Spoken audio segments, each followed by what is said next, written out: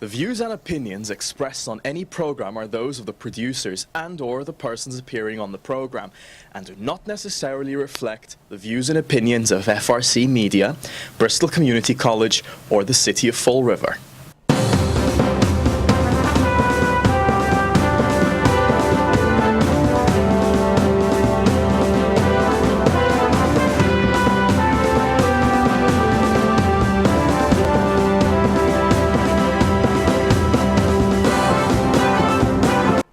Well, hello. Welcome to Spindle City Straight Talk.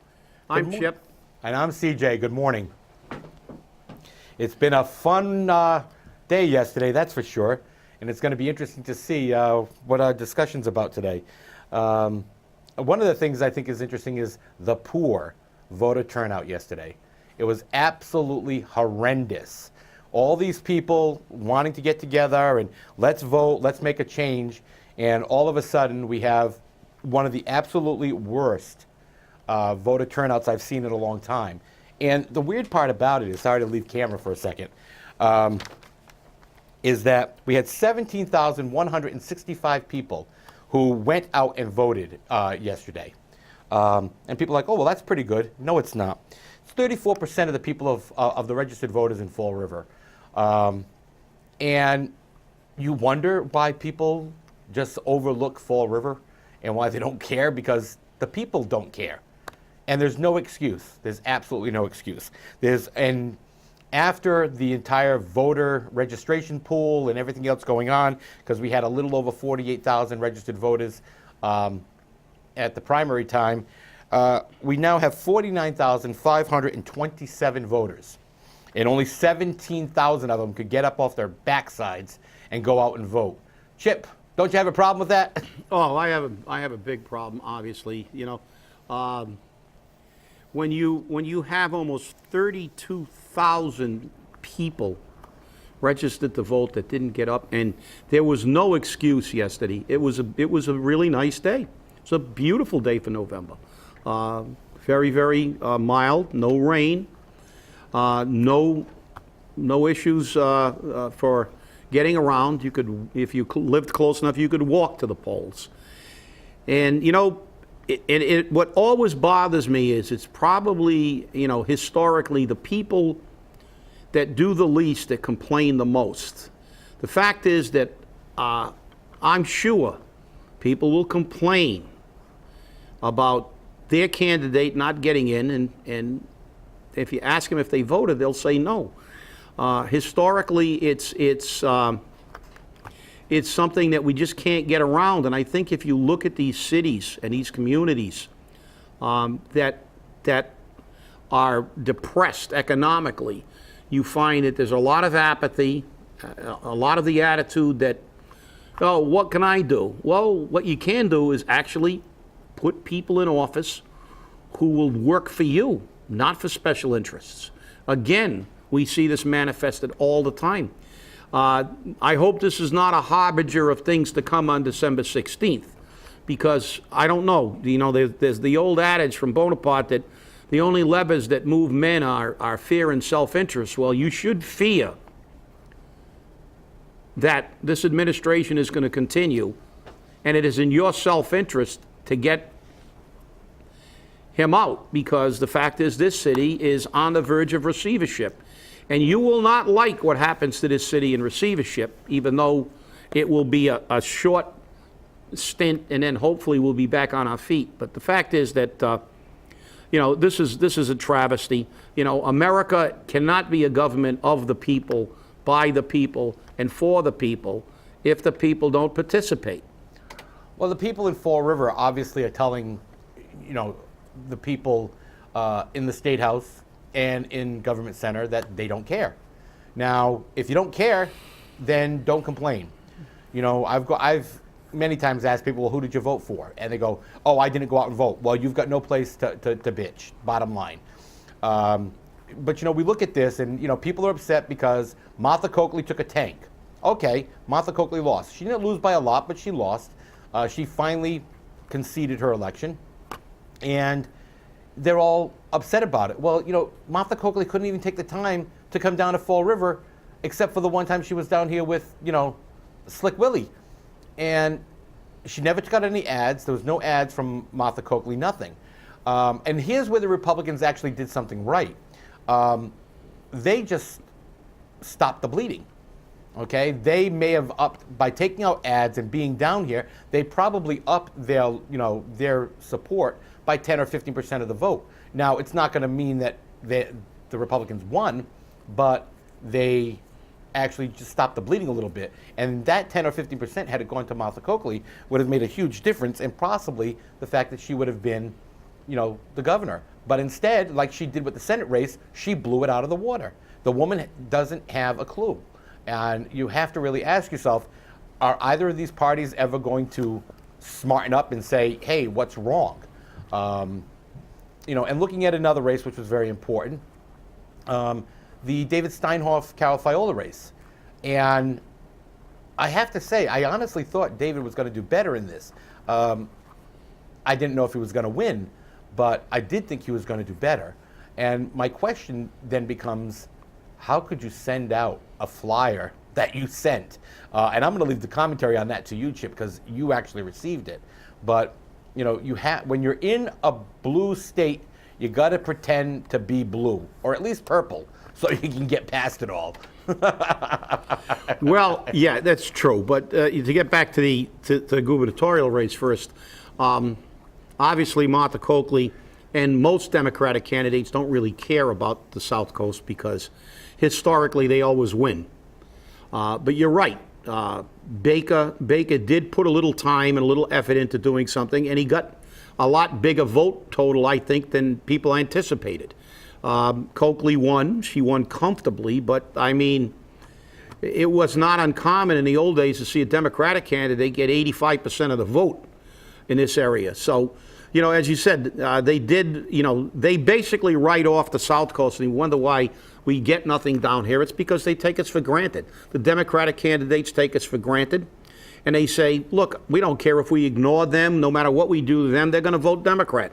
And the Republican candidates say, well, we'll give them a little bit of interest, but we're never going to win down there.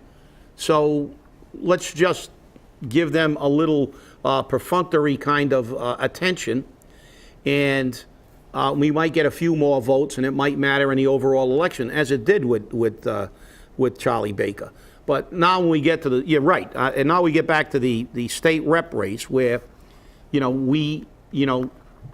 was an opportunity to change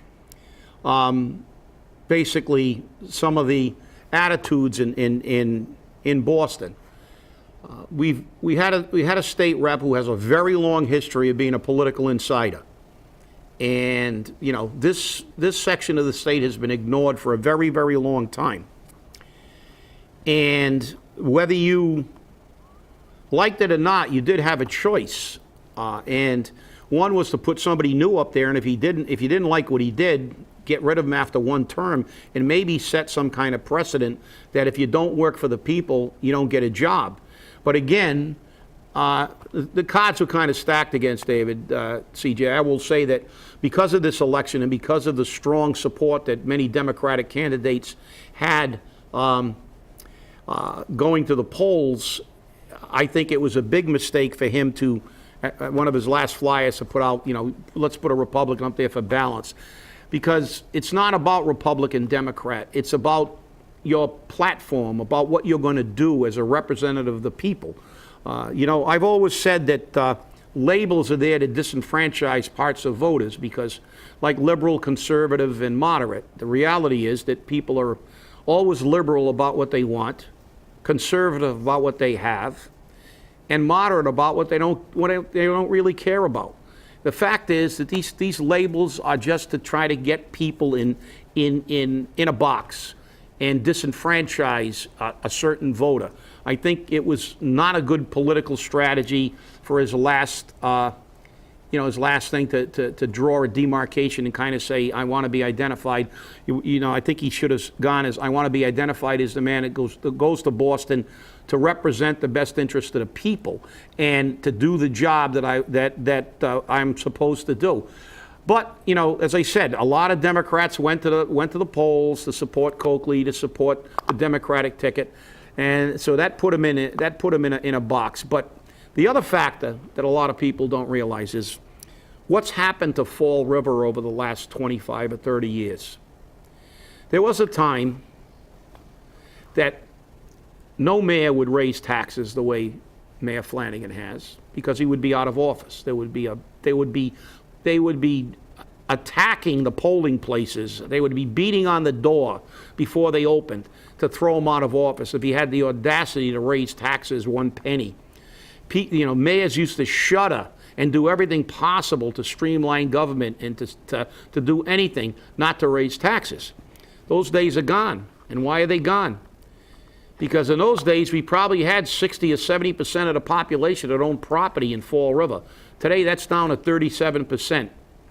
So maybe the 37% who own property go there and vote to try to get people out who are breaking their backs with taxes and fees. But now we have that majority, the 32,000 that didn't show up, who just don't care.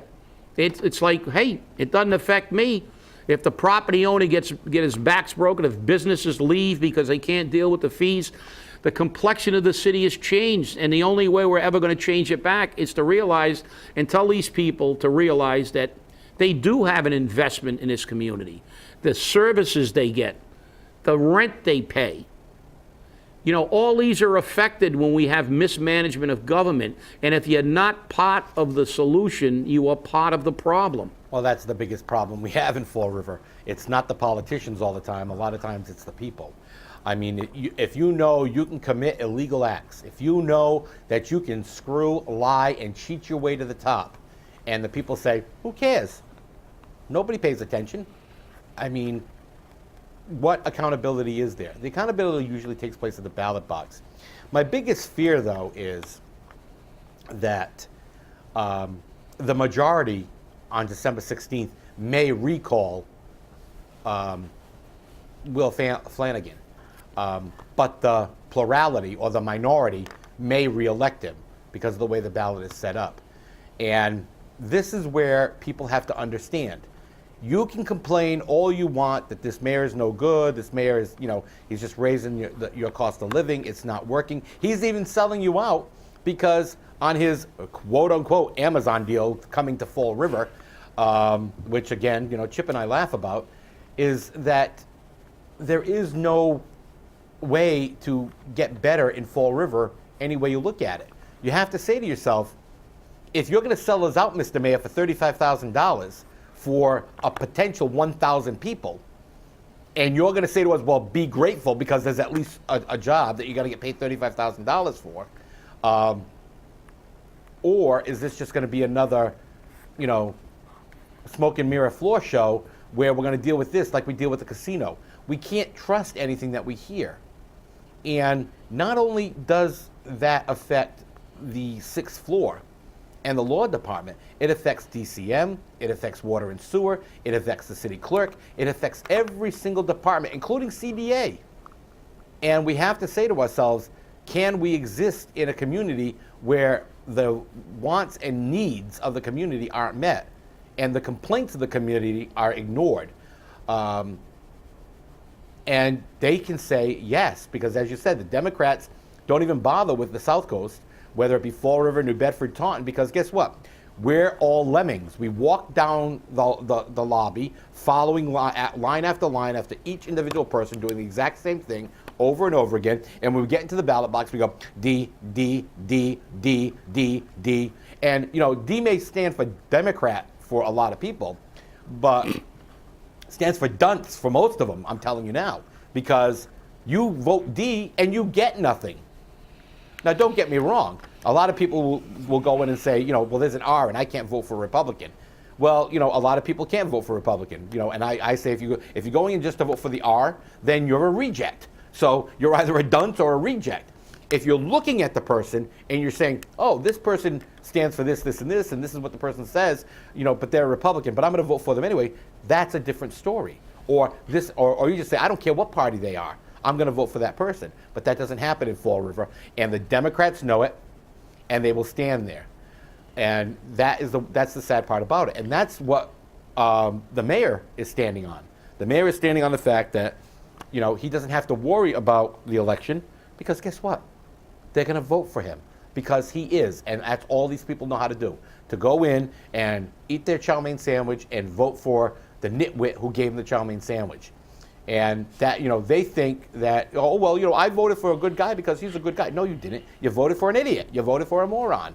You voted for him because he gave you a chow mein sandwich or an ice cream social. Get real. Fall River needs to wake up. And a 34% attendance at the polls is not good. It's shameful. It's shameful. And Fall River has nothing to be proud of with that. When you start getting 85 and 90%, come talk to me. But there's no excuse why you can't get your ballot in. Because if you can't make it out of your house, get an absentee ballot and have it taken in. The appearance is just unacceptable. Well, you're right, CJ. Obviously, all you have to do is look at affluent communities and look at the involvement, the community involvement. I believe Barrington, Rhode Island, had 40 ballot questions. The ballot was, I think, there were 2 ballots, maybe 3. And there was an hour and a half wait to get into the polls, and they gave them 10 minutes to get through the entire 40 questions plus the election. But you saw the community involvement. I saw it on TV. Yes. And that's why Barrington gets what, they control their government because the people show up. And imagine 40 questions. That just goes to show how sensitive the politicians in Barrington are to the people, because they had 40 questions that were unique to the community of Barrington, which means that, hey, we're not going to do stuff like put in 22 windows without permission. We're not going to do stuff like get marble floors, and we're not going to promise things and distort the truth. The reality is, okay, let's start with Amazon, which, number one, is not guaranteed, regardless of what the mayor says. It's not a guarantee. It's a letter of intent, and they're going to go out to communities that can get the best deal. Will they get the best deal in Fall River? Maybe, because I know that the jobs that they're offering in a warehouse are paying $35, but the same warehouse jobs in Stoughton are paying $45 or $55. So it shows how much they value the fact that our workforce works cheap. And that, to me, is disgraceful, because if you work in a warehouse in Stoughton or a warehouse in Fall River, it's still the same work.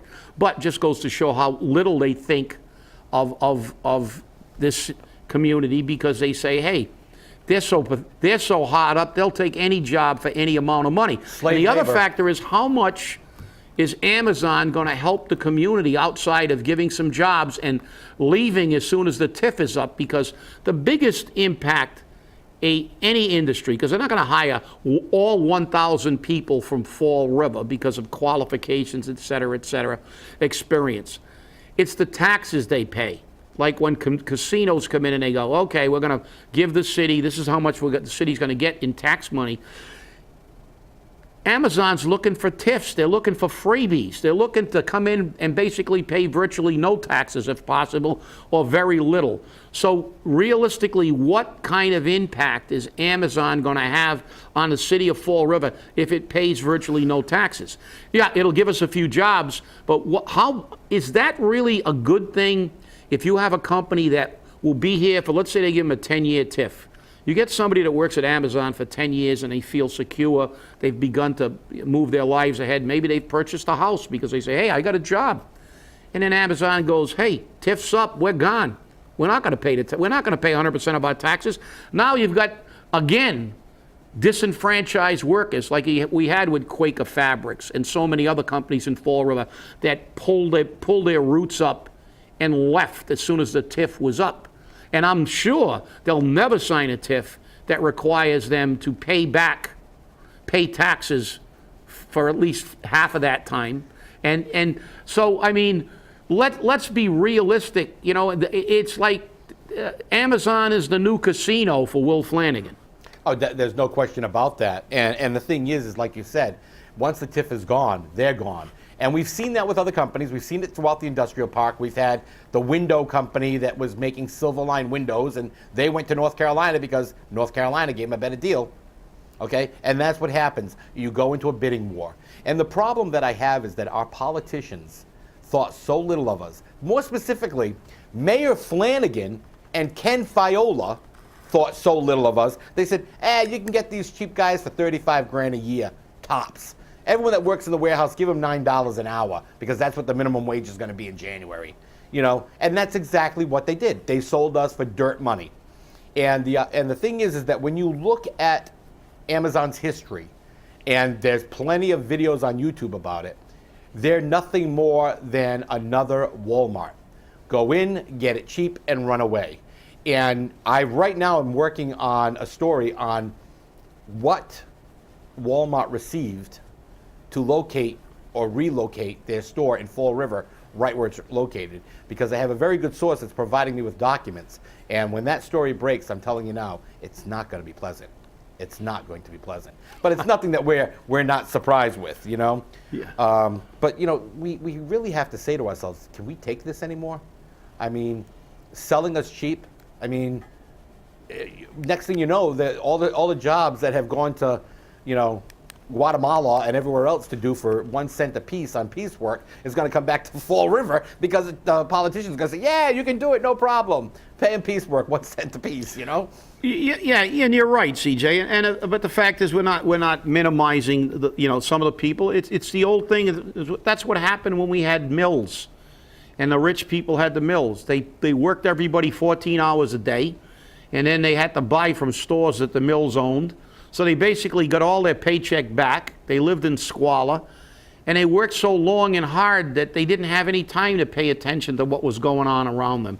And unfortunately, in Fall River, it seems that's what's happened now. Most people are so busy trying to eke out an existence that they're not paying attention, and they don't listen, and they don't understand that the cure to that is to vote.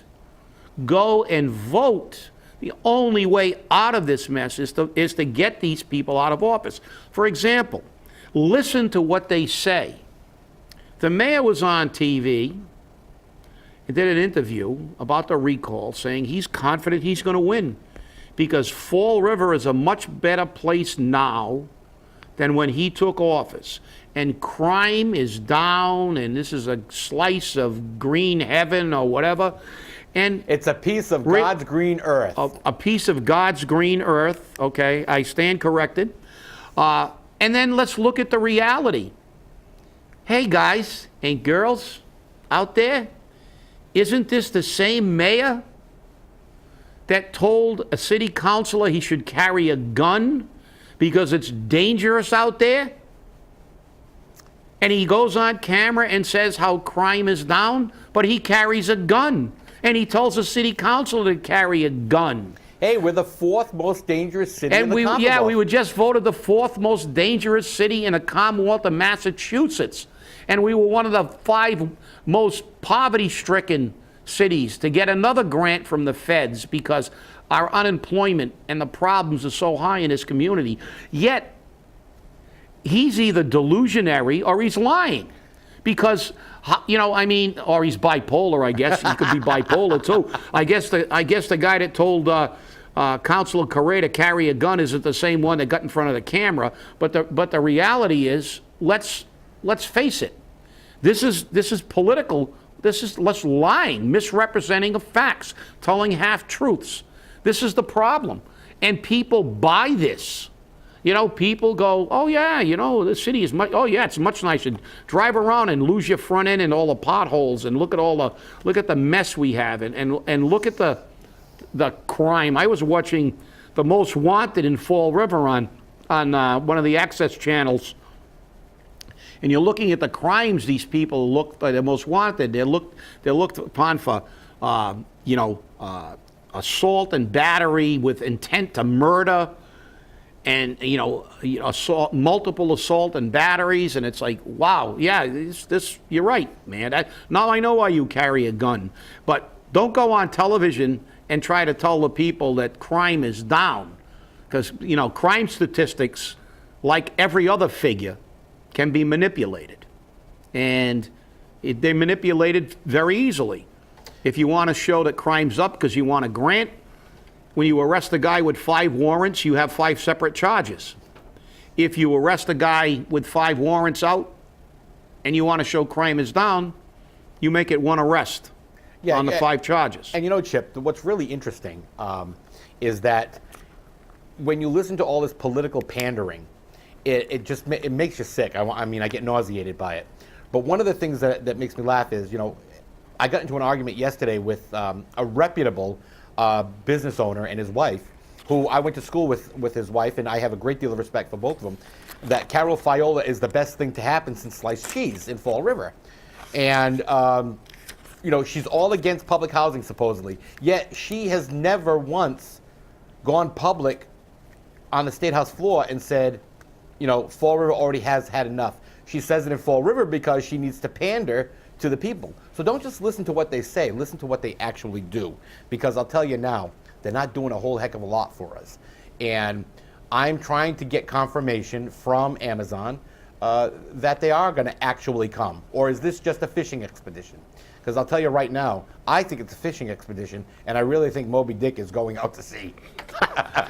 Well, as I said, even if it does come, it's not going to have the kind of significant impact that a heavy-duty taxpayer will have. The reality is that, Fall River historically, and what bothers me is that Fall River historically has always tried to discourage high-paying companies from coming here. I mean, when the power plants were coming here, Fall River didn't want any part of the power plants, I've been told. And when Polaroid came here, Fall River said, we don't want Polaroid. And they moved to a Sonnet, and ironically, we provided fire protection for them. So the city taxpayers were paying to protect a company that wasn't paying any taxes in Fall River. They were in a Sonnet. So, what they say and what they do, just as the salaries with Amazon, settling for low salaries to entice them in. Well, guess what? It shows an intent, as you said, CJ, on the company's part to cut and run as soon as all these incentives are gone.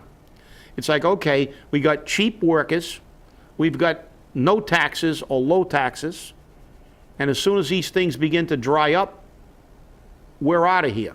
And that's one of the problems, because that's one of the tragedies in a community like this, when people finally get a halfway decent job, and they've been working there for a few years, like with Quaker. I knew some people who worked at Quaker for a very, very long time. And it's tragic to the impact it has on these people. To think that this company, they thought they were going to spend their career there and retire from there. And, it's just as devastating.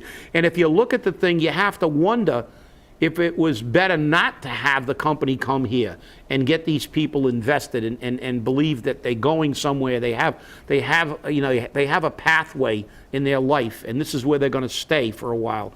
And it's really, really, really, sometimes you have to ponder whether, in fact, it's not even worth bringing them here unless they're going to stay, I have to agree. It's amazing how time flies around here. It always gets to the end, but real quickly, I just want to say that it's our fault. It's not the politicians' fault. It's our fault. We are so desperate that we will accept any possible panacea that comes along. And there I go, using a big word again. But you have to accept what you have. Now that the recall is in place, we need to move forward, and we need to unite behind one candidate and make Fall River different.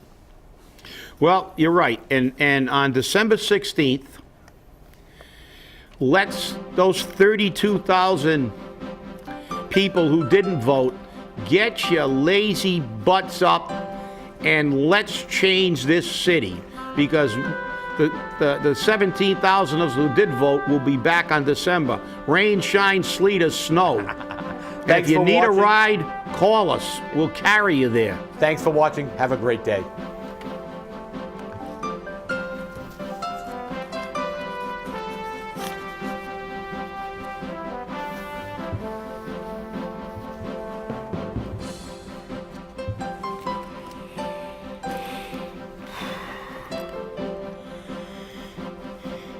Oh,